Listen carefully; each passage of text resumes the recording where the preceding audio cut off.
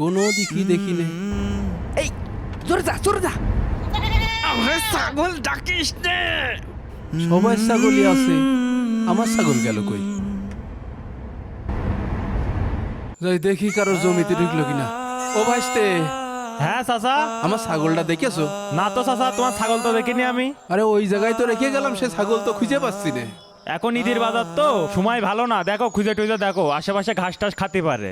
ঠিকই বলেছো ভাইস্তে, ঈদের আগে চুরি কি হয়ে গেল? আয় আয় মানে আয়। এই শোন, ক।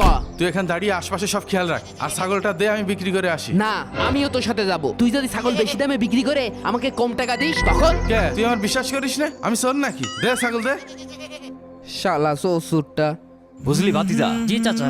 ভাবছি এবার ঈদে একটা বড় সড়ো ছাগল জবাই দেবো, খদ্দের মনে হয় পাইছি। কিন্তু তেমন কোনো বড় ছাগলই পাচ্ছি না।